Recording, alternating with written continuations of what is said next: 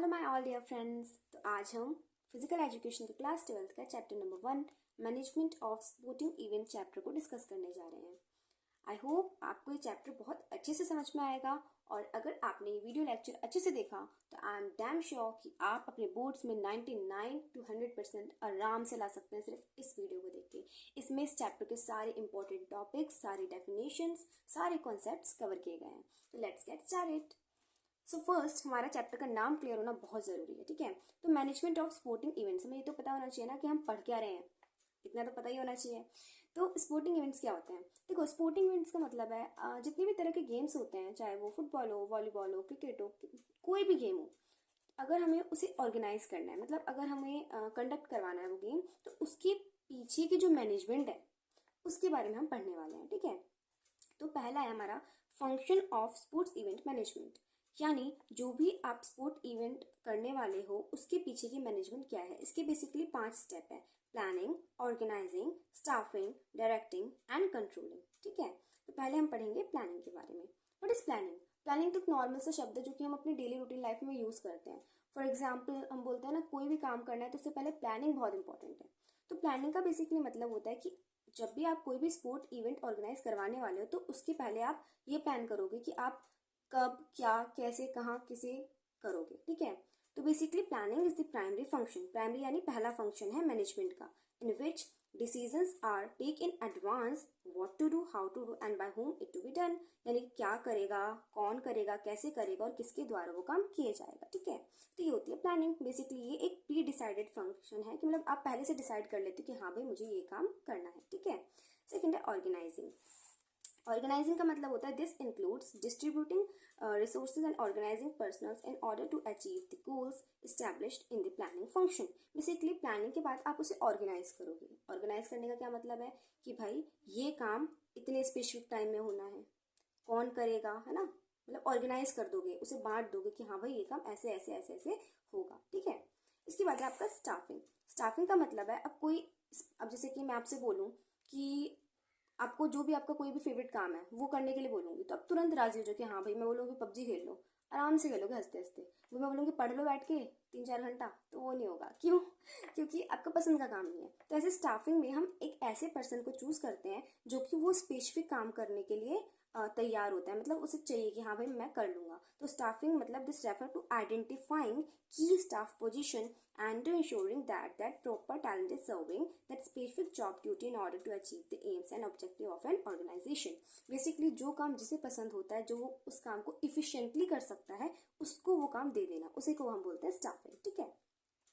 Fourth है हमारा directing. Directing नाम से पता चल रहा है, डायरेक्शन देना, providing direction to someone, right. कि आप डायरेक्ट करते हो कि भाई ये काम तुम्हें ऐसे करना है। जैसे कि हमारी टीचर्स हमें डायरेक्ट करती है ना कि भाई तुम ऐसे पढ़ो, ये स्ट्रेटेजी अपनाओ। तो डायरेक्टिंग का मतलब यही है। Directing function of management is concern with instructing, guiding, inspiring and motivating the employees in the organisation so that they result in achievement of organiser goal, ठीक है।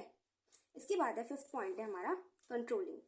Controlling refers to all the processes that leaders create to monitor success. It refers to comparing the actual performance with the planned program। अब देखो, controlling का basically ये मतलब है कि आप लास्ट में ये देख रहे हो कि जो आप चाह रहे हो वो हो भी रहा है कि नहीं हो रहा है, ठीक है। कंट्रोल करना कि भाई सारा काम अच्छे से सही समय पे हो रहा है या नहीं हो रहा है, उसे बोलते हैं कंट्रोल करना बेसिकली, ठीक है, कंट्रोलिंग।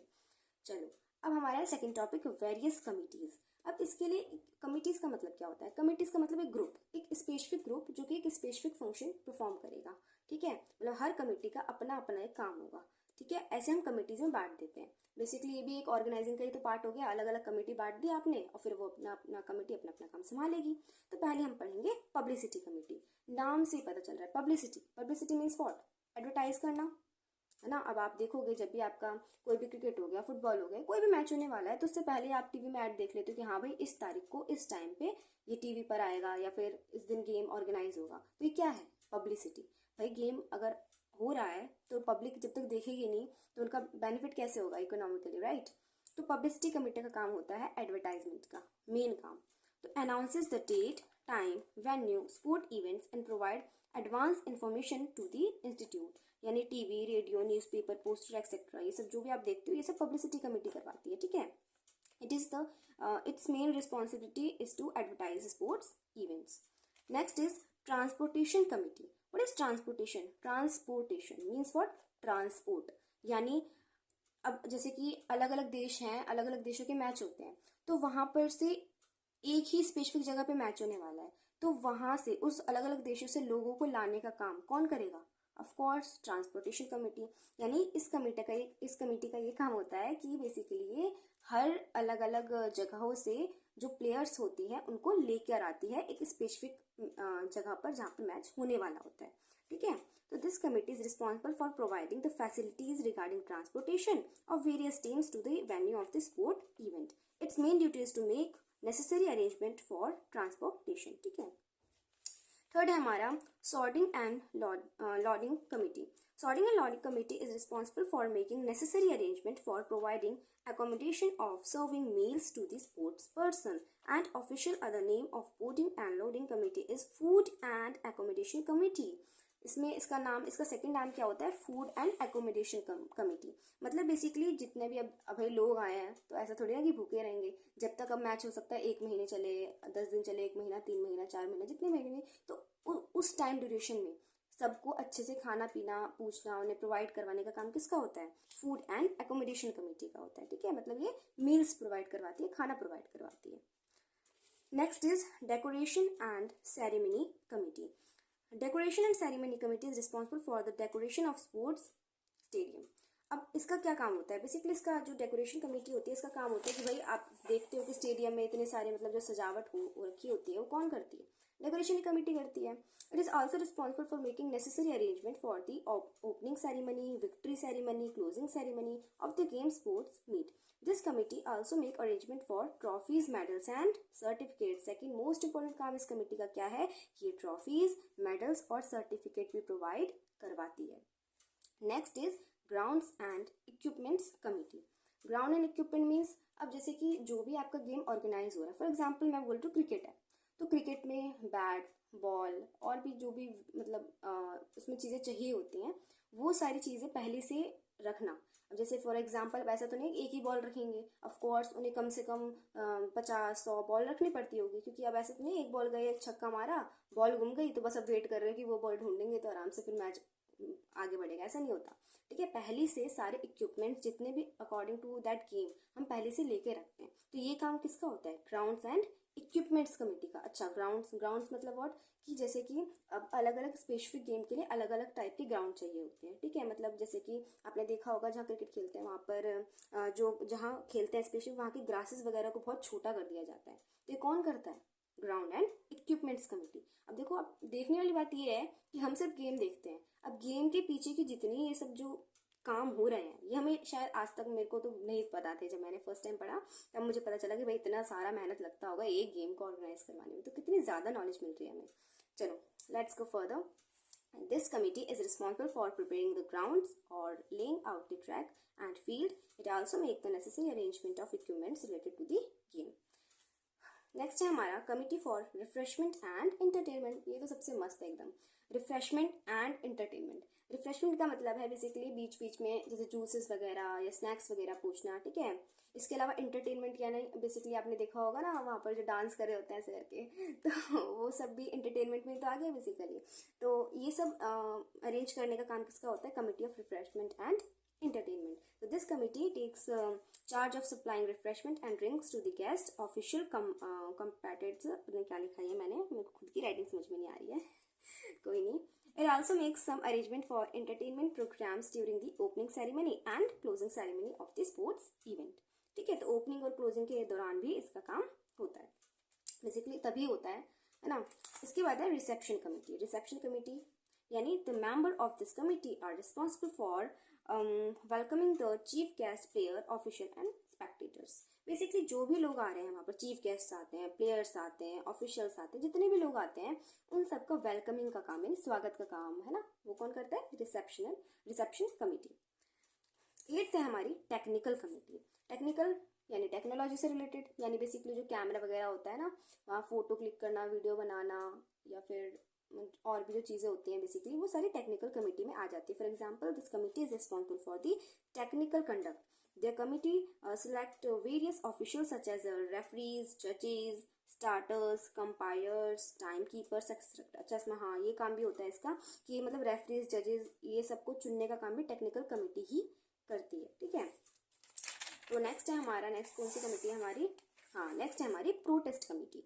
प्रोटेस्ट कमेटी यानी this committee protest against a judgment the member of this committee decided about it. अब जजमेंट हो जाती है, फॉर एग्जांपल अब बीच बीच में हो जाता है ना कि भाई क्रिकेट के मैं एग्जांपल दोबारा ले रही हूँ कि जैसे कि आपने मतलब बॉल गई और फिर एक टीम बोल रही कि विकेट हो गई, एक बोल रही नहीं हुई, तो बेसिकली एक जज फिर डिसाइड करता है कि हाँ भाई सच में कोई प्लेयर आउट हुआ है या नहीं हुआ, या फिर अगर वो नहीं डिसाइड कर पाता है, वो खुद ही कंफ्यूज है, तो एक सेकंड रेफरी होता है, फिर एक थर्ड रेफरी भी होता है ना, तो कोई ना कोई तो डिसाइड कर ही लेता है बेसिकली. तो प्रोटेस्ट कमेटी का ये काम होता है, वो जजमेंट बेसिकली जो होती है ना उसका मतलब करती है सारा कि भाई हाँ भाई सही होना चाहिए, ऐसा नहीं कि आप चीट कर रहे हो, है ना, ये नहीं होना चाहिए. इसके बाद है फाइनेंस कमेटी. फाइनेंस यानी जो बेसिकली पैसे से जुड़ी कमेटी है, यानी this committee is related to the financial management. It prepares the budget and maintain the account of income and expenditure. यानी कितना आया, कितना गया, कितना प्रॉफिट हुआ, कितना लॉस हुआ, सब कुछ ये सब का काम किसका होता है, फाइनेंस कमेटी का होता है. तो बेसिकली हमारे पास 10 कमिटीज थी और मैंने आपको 10 पढ़ाई है. ठीक है. इसमें सच बताऊं तो अगर आपको इसे याद करना है ना तो थ्योरी तो आपको याद रहेगी, अब बस इसलिए बस नाम याद रख लो कमेटी के, और अकॉर्डिंग टू नाम ना आपको याद रहेगा कि हाँ भाई इस कमेटी का ये काम था. ठीक है. इसके बाद थर्ड है हमारा pre, during and post tournament responsibility of committee. अब देखो टूर्नामेंट हो रहा है, ठीक है, एक होती है टूर्नामेंट के पहले की रिस्पॉन्सिबिलिटी, एक होती है टूर्नामेंट के दौरान वाली रिस्पॉन्सिबिलिटी, एक होती है टूर्नामेंट के बाद की रिस्पॉन्सिबिलिटी. ठीक है. काम जो बेसिकली हो गया ना ये सारी कमिटीज ही करती हैं, बट क्या काम करती है ये हम देख लेते हैं एक बार. भाई फर्स्ट है प्री टूर्नामेंट, यानी अभी टूर्नामेंट हुआ नहीं है, अभी होने वाला है, उससे पहले जो आपका बेसिकली काम होंगे वो कौन कौन से होंगे. पहला prepare the budget of the sport event. ठीक है. बजट बना लो अपना कि भाई कितना पैसा हमें इस टूर्नामेंट में लगाना है. प्रिपेयर द शेड्यूल, शेड्यूल बना लो. ठीक है. डेट हो गई, वेन्यू हो गई कि कहाँ होगा स्पोर्ट इवेंट, क्या डेट रहेगी, कितना टाइम, ये सब हो गया. थर्ड है form the various committee for organizing. Committees बना लो कि हाँ भाई ये कमेटी ये काम करेगी, ये कमेटी के मेंबर चुन लो, ये सब हो गया. To arrange prizes and certificate for winners. पहले से आपको अरेंज करने पड़ेंगे कि प्राइजेस जो भी है या फिर जो भी सर्टिफिकेट आप देने वाले हो वो आपको अरेंज करके रखने पड़ेंगे पहले से. To make necessary arrangement regarding coding and lodging of sport person officials. ठीक है. तो ये लास्ट पॉइंट हो गया. इसके बाद है हमारा सेकंड ड्यूरिंग टूर्नामेंट रिस्पॉन्सिबिलिटी. ठीक है. अब ड्यूरिंग यानी अब टूर्नामेंट चल रहा है और उसमें जो रिस्पॉन्सिबिलिटीज होंगी कमिटीज की वो. ठीक है. To maintain proper discipline. भाई अब डिसिप्लिन बना रहना चाहिए, ऐसा नहीं है कि भाई जनता इतना एकदम मतलब एकदम एक्साइट हो गई और ग्राउंड पे आ गई, अरे भाई ये ऐसे करना, ऐसे नहीं होना चाहिए. ठीक है. बेसिकली प्रॉपर डिसिप्लिन होना चाहिए टूर्नामेंट में. To prepare proper sheet for record. अब हमें एक चाहिए होती है भाई, स्कोर शीट चाहिए होती है रिकॉर्ड के लिए कि हाँ भाई इस टीम का इतना स्कोर हो रहा है, इतना नहीं हो रहा है. ठीक है. इस सब के लिए. To provide and update information to the electronic and print media.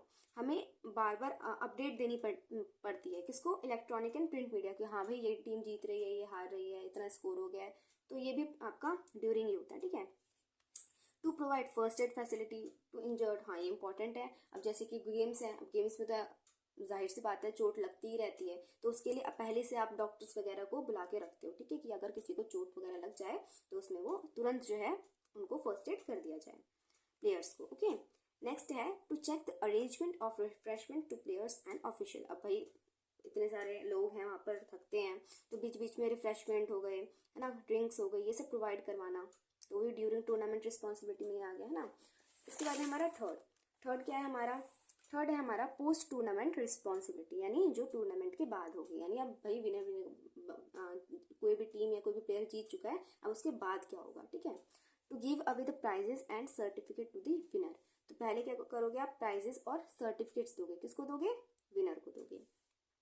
To provide detail result and other necessary information to the media. अब मीडिया को जो भी इन्फॉर्मेशन है, कोई भी नेसेसरी इन्फॉर्मेशन है कि भाई कौन जीता, कैसे जीता, ये सब आप प्रोवाइड करवा दोगे. ठीक है. To make the payments to the official. अब जो भी ऑफिसर्स वहाँ पर आए हैं उन सबको पेमेंट्स देना. ठीक है. फ्री में तो कोई आता नहीं है वैसे भी आजकल फ्री में क्या ही काम होता है ना. And other concern person. ठीक है. To prepare reports related to the expenditure to the tournament. यानी टूर्नामेंट में कितना पैसा खर्चा हुआ उसका एक रिपोर्ट बनता है ना. ये हो गया. तो ये सारी हो गई हमारी पोस्ट टूर्नामेंट रिस्पॉन्सिबिलिटी. अब इसके बाद है हमारा procedure to draw fixture, a fixture most important topic of this chapter. बाकी कुछ आए या ना आए, ये ज़रूर आता है, ठीक है, एग्जाम में आएगा, और अगर आएगा तो 5 नंबर से कम में आने नहीं वाला। तो ये अगर आप सीख लो तो ज़्यादा बेटर होगा, ठीक है। और ये इतना टफ नहीं है, मतलब बहुत बच्चों को लगता है कि ये टफ है बनाना, बट इतना टफ नहीं है। अगर आप सीख गए ना तो बच्चों का खेल है एकदम, ठीक है। चलो, तो इसे पढ़ते हैं। अब है टूर्नामेंट। टूर्नामेंट हमने पढ़ लिया कि भाई कौन क्या कैसे कब क्या काम करता है, सब कुछ हम पढ़ चुके हैं। अब हम पढ़ेंगे टूर्नामेंट 2 टाइप्स के होते हैं, ठीक है। पहला होता है नॉकआउट, दूसरा होता है लीग। अभी मैं बताऊंगी ये होता क्या है, ठीक है। अभी बस जस्ट एक फ्लो चार्ट आप समझ लो कि टूर्नामेंट 2 टाइप्स के होते हैं, नॉकआउट एंड लीग। नॉकआउट में 2 टाइप्स होते हैं, बाय मेथड और सीडिंग मेथड। और लीग में भी 2 टाइप्स होते हैं, cyclic method and staircase method, ठीक है। बाय मेथड में even odd, what is even odd, यानी even number of teams, odd number of team. Same इसमें भी even number of team, odd number of team, ठीक है। यानी बेसिकली अगर इवन है मतलब व्हाट 2 4 6 8 10 ये इवन हो गए। ऑड यानी 3 7 11 ये सब, ठीक है। इसके बाद है नॉकआउट टूर्नामेंट। तो पहले हमें डेफिनेशन पता होनी चाहिए, एटलीस्ट इतना तो पता होना चाहिए ना कि हम पढ़ क्या रहे हैं। फिर बाद में इसको कैसे बनाते हैं ये सब भी हम सीख लेंगे। It's a type of eliminating tournament where the loser of each match up is immediately eliminated from the tournament. Only the winning teams continue in the tournament. तो बेसिकली नॉकआउट टूर्नामेंट जो है ये ऐसा टूर्नामेंट होता है जिसमें भाई game खेला, जो हारा तुरंत उसे हटा देते हैं टीम में से, और जो जीता फिर वो आगे फर्दर जाता है और फिर जीतता है, ठीक है। तो नॉकआउट टूर्नामेंट बेसिकली जैसे कि कुछ ऐसे टूर्नामेंट हो गए जिसमें जो है आपका टीम को जो है अगर 2 टीम्स खेल रही है तो एक जीतेगी एक हारेगी, और जो हारेगी उसे पूरा तरह से एलिमिनेट कर दिया जाएगा, आगे वो नहीं जा सकती है, ठीक है। अच्छा, एक क्वेश्चन बनता है, इससे अराइज होता है कि भाई नॉकआउट टूर्नामेंट्स में से और लीग टूर्नामेंट से फ़ायदे हमें बताने होते हैं। तो नॉकआउट टूर्नामेंट का ये फ़ायदा है कि भाई एक तो बेसिकली इसमें पहला फ़ायदा ये हो गया कि एलिमिनेशन है, तो इस चक्कर में ये टूर्नामेंट बहुत ज़्यादा लंबा नहीं जाएगा ना, बहुत ही कम टाइम में ये खत्म हो जाएगा, क्योंकि एलिमिनेट हो रही है बार बार टीम, ऑफ कोर्स जल्दी खत्म होगा। जल्दी खत्म होगा तो पैसा भी कम लगेगा, क्यों, क्योंकि भाई कम दिन का गेम, तो उतना ही कम आपका एक्सपेंडिचर होगा, उतना ही कम आप पैसा लगाओगे उस गेम में ना। तो बेसिकली ये 2-3 फायदे आप लिख सकते हो नॉकआउट टूर्नामेंट के, अगर एग्जाम में पूछे जाते हैं तो, ठीक है। इसके बाद इसके 2 टाइप्स होते हैं, बाय मेथड और सीडिंग मेथड। बाय मेथड यानी the teams given the byes get an opportunity to play directly in the second round of the game. अब मैं ये बोलती हूँ कि भाई मैंने इस टीम को बाय दे दिया, बाय मीन्स वो वाला बाय नहीं कि हाँ भाई चलो निकलो, ऐसा वाला बाय नहीं। बाय का मतलब है कि आपने एक टीम को एक टीम या एक प्लेयर को ये अपॉर्चुनिटी दी है कि आप फर्स्ट राउंड में ना खेलकर सीधे सेकंड राउंड में खेलोगे, ठीक है। ये बाय किसे दिया जाता है, वैसे तो नहीं ना किसी को भी दे दोगे, नो।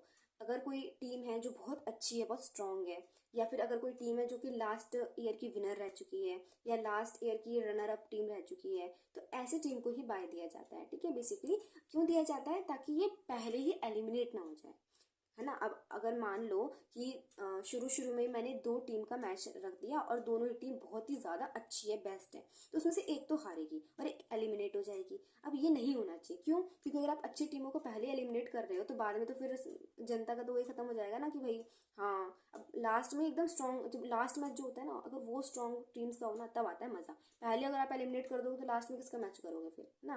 तो इसीलिए बायस दे दिया जाता है ताकि पहले ही कोई अच्छी टीम एलिमिनेट न हो जाए, ओके।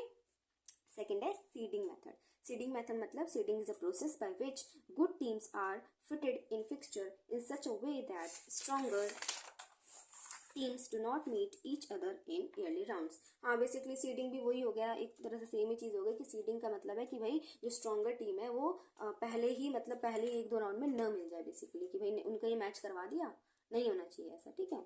चलो, हाँ, तो इम्पॉर्टेंट अब ये क्वेश्चन है कि भाई ड्रॉ फिक्सचर ऑफ 11 टीम। ये बेसिकली एक एग्जांपल से मैं समझा रही हूँ आपको, क्योंकि आपको ये बनाना आना चाहिए, ठीक है। तो मैंने क्या करा है, मैंने सीडिंग को और बाय को एक ही साथ ले लिया। वैसे तो ये अलग अलग आएंगे, या तो आपको बाय मेथड से आएगा बनाना या सीडिंग मेथड से आएगा, बट दोनों में कोई इतना बहुत ज़मीन आसमान का डिफरेंस नहीं है, तो मैंने साथ में ही कर दिया, ठीक है। तो ये बेसिकली सीडिंग का भी आ सकता है, बाय का भी आ सकता है। और सेकेंड चीज़ कि जो भी आपको नंबर ऑफ टीम्स दी है, ठीक है, जैसे यहाँ पर आपको 11 दिया ना, हाँ 11 नंबर ऑफ टीम्स आपको गिवन है, तो 11 नंबर ऑफ टीम्स क्या है, ऑड है, तो ये ऑड का क्वेश्चन हो गया। यहाँ पर अगर 10 होती तो इवन का हो जाता, ठीक है, तो हल्का सा डिफरेंस आएगा उसमें भी। तो ये आपको दो चीजें ध्यान रखनी है। तो मैंने एक तरह से एक ही क्वेश्चन में आपको चारों चीजें समझाने की कोशिश की। इससे क्या होगा, इससे आपको क्लेरिफाई हो जाएगा एक बार में। 4 एग्जाम्पल से समझाते तो आप मिक्स हो सकता है, कर सकते थे, ठीक है, इसीलिए। चलो, तो पहला है टोटल नंबर ऑफ टीम्स हमें दी है कितनी, 11। Number of teams in upper half, upper half यानी व्हाट, आपको जितने भी टोटल नंबर ऑफ टीम दी है उसका ऊपर का जितना है आधा वो, और नीचे का जितना है आधा वो, ठीक है। जैसे अगर मैंने 10 टीम बोली तो ऊपर का 5 और नीचे का 5, 11 बोली तो ऊपर का 6 मान लो और नीचे का 5 मान लो, ऐसे, ठीक है। तो number of teams in upper half, upper half का फॉर्मूला होता है n+1/2। n क्या है यहाँ पर, number of team. Number of team थी 11, तो 11 + 1/2 यानी 12/2 यानी 6 आ जाएगा। सेम ऐसे होगा number of team in the lower half, यानी n-1/2 यानी 11 - 1/2 यानी 10/2 = 5। ये समझ में आया, ये कॉमन चल रहा है। इवन टीम हो तो भी, ऑड टीम हो तो भी, सीडेड हो तो भी, बाय हो तो भी। अब यहाँ पर आते हैं total number of boys.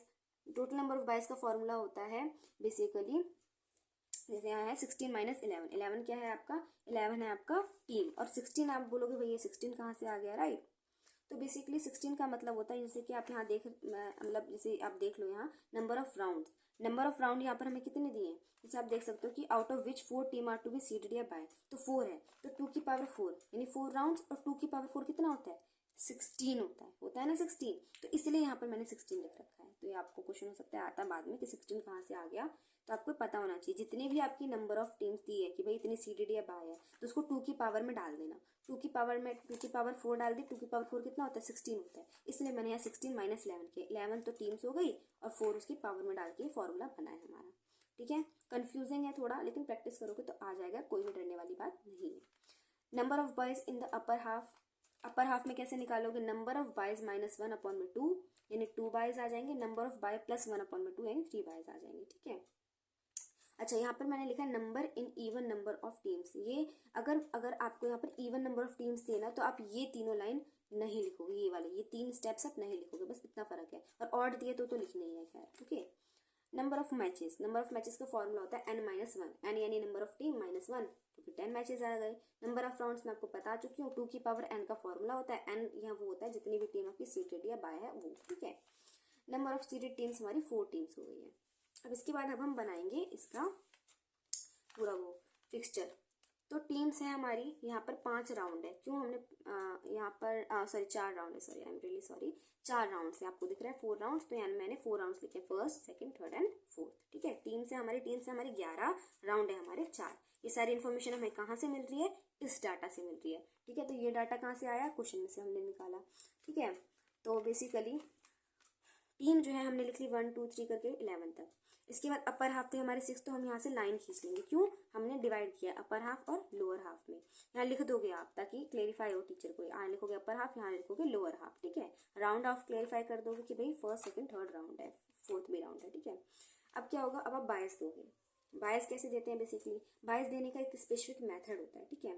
For example अगर मैं आपको बोल रही हूँ पहला आपको बाय देना है, तो पहला बाय आप हमेशा लास्ट वाले टीम को दोगे, इस टीम को फर्स्ट बाय, ठीक है। अभी आप कितने बाय दे सकते हो, अभी आपको आप 5 बाय दे सकते हो। तो पहला इसको दोगे, फिर दूसरा इसको दोगे, फिर तीसरा इसको दोगे, फिर चौथा इसको दोगे, पांचवा इसको दोगे, और छठा होता तो फिर आप इसको देते, फिर सातवां होता तो आप इसको देते, आठवां होता तो आप इसको देते।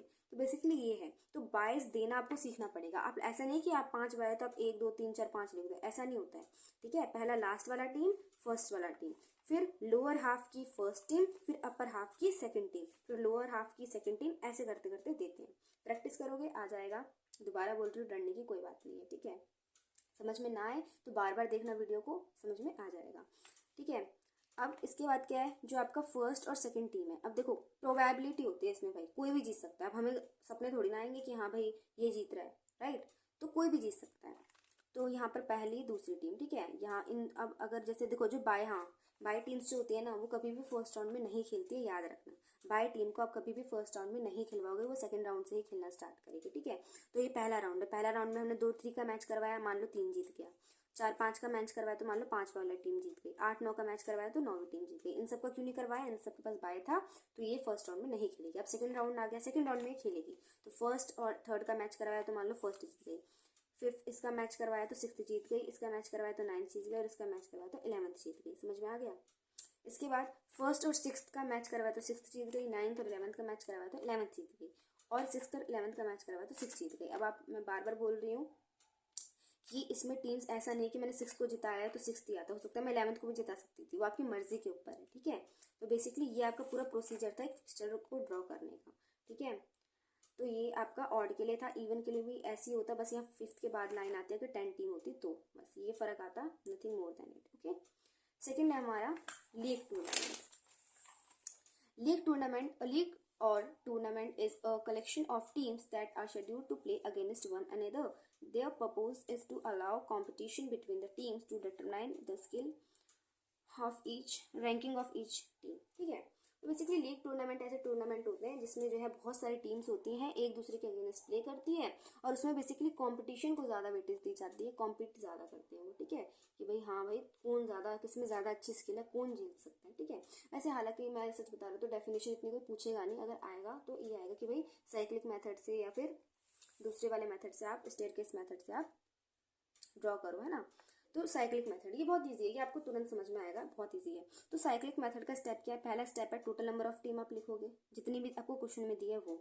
टोटल नंबर ऑफ मैचेस लिखोगे, एन फॉर्मूला होता है इसका, N minus 1/2। What is N, N is the number of teams. Okay, number of round क्या होते हैं, अगर इवन नंबर दिया है यानी 10 टीम दी है मान लो, या 8 टीम दी है या 6 टीम दी है, यानी इवन है तो n-1 का फॉर्मूला लगाओगे, ऑड है तो सीधा n लिख दोगे, n यानी जितनी भी टीम है वो। एग्जाम्पल से समझते हैं, एग्जाम्पल हमें यहाँ दे रखा है, draw a fixture of 5 teams on league basis according to the cyclic method. तो हमें साफ साफ दिया है कि भाई हमें फिक्सचर ड्रॉ करना है, 5 टीम है, लीग बेसिस पे करना है और साइक्लिक मेथड का यूज करना है। तो टोटल नंबर ऑफ टीम हमें कितनी दी है, 5 दी है। Total number of matches 5 minus 1/2 तो 10 आएगा सॉल्व करके। टोटल नंबर ऑफ राउंड्स कितने हैं, 5 राउंड्स हो गए, बस अब ड्रॉ कर लेंगे। अब यहाँ पर हम देख सकते हैं कि भाई अब देखो इवन होता तो मैं क्या लिखती, समझ ली इवन है 4 देते तो मैं सिर्फ लिखती 1 2 3 4 ऐसे चलता, और अब लेकिन अभी क्या है, अभी हमें ऑड दिया है तो इसलिए मैंने पहले को मैं बाय लिखूंगी, फिर मैं लिखूंगी 1 2 3 4 5, ऐसे मैं एरोज ड्रॉ कर दूंगी, साइकिल की तरह बनाना ना हमें बेसिकली, इसीलिए। अब क्या करोगे, अब ध्यान से सुनना, ये एक बेसिकली आप पैटर्न समझ सकते हो। ठीक है, आप क्या करोगे, आप 5 को ले आओगे 1 की जगह पे और 1 नीचे खिसक जाएगा, 2 आगे आ जाएगा, 3 4 ऊपर आ जाएगा, ऐसे होगा। ठीक है, फिर से सुन लो, 5 को ले जाओगे 1 की जगह पे, 1 नीचे आ जाएगा, 2 यहाँ आ जाएगा, 3 ऊपर, 4 उसके भी ऊपर। यहाँ आप देख सकते हो मैंने यही किया है, 5 को कॉर्नर पे ले गई है और फिर आगे बढ़ गई साइकिल। अब 3 है, 3 को मैं ले जाऊंगी कॉर्नर पे यानी यहाँ पर, समझ रहे हो। जैसे 4 यहाँ था तो 4 को मैं यहाँ ले आई तो आ गया 4, फिर ये आगे बढ़ गई cycle.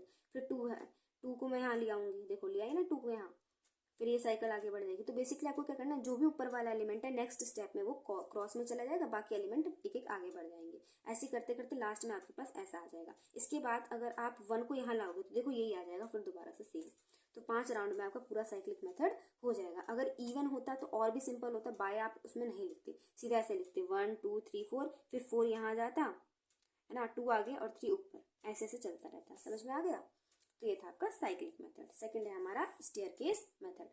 Draw a fixture of 9 team. Basically मैं एग्जांपल से समझा रही हूँ आपको, ये और भी इजी है। ठीक है, 9 टीम्स का हमें फिक्सचर ड्रॉ करना है लीग बेसिस पे। ठीक है, लीग बेसिस पे देखते हैं हम, अकॉर्डिंग टू स्टेयरकेस मेथड हमें गिवन है।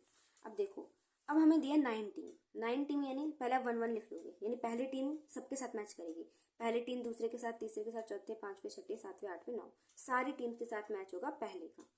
क्लियर। फिर आप नेक्स्ट लाइन में आ जाओ, फिर आप लिखोगे 2 वाली लाइन है। देखो ध्यान से देखो, पैटर्न देखो, 1 2 3 3 4 4 5 5 6 6 7 7 और 8, है ना। एक एक मतलब देखो, आप देखोगे तो सीढ़ी की तरह बेसिकली ये जा रहा है ना। तो 1 का मैच सबके साथ होगा, अगला 2 का मैच सिर्फ 3 के साथ ही होगा, क्योंकि 2 का मैच 1 के साथ ऑलरेडी हो चुका है, राइट। तो 2 का 3 के साथ, फिर ऐसे ऐसे आगे चलता रहेगा। इसके बाद 3 का मैच सीधा 4 के साथ होगा। ऐसे नेक्स्ट लाइन में 4 का मैच सीधा 5 के साथ, 5 का 6 के साथ, 6 का 7 के साथ, 7 का 8 के साथ, 8 का 9 के साथ, बाकी नीचे वाला आगे बढ़ता जाएगा। ऐसे करते करते ये लास्ट में 8 से 9 आ जाएगा। ठीक है, तो बेसिकली यहीं पर हमारा फिजिकल एजुकेशन का फर्स्ट चैप्टर पूरी तरह से कंप्लीट होता है।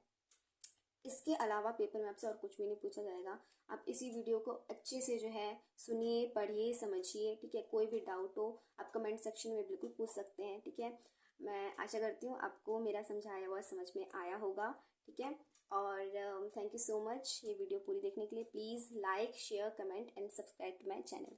Thank you my dear friends, thank you so much.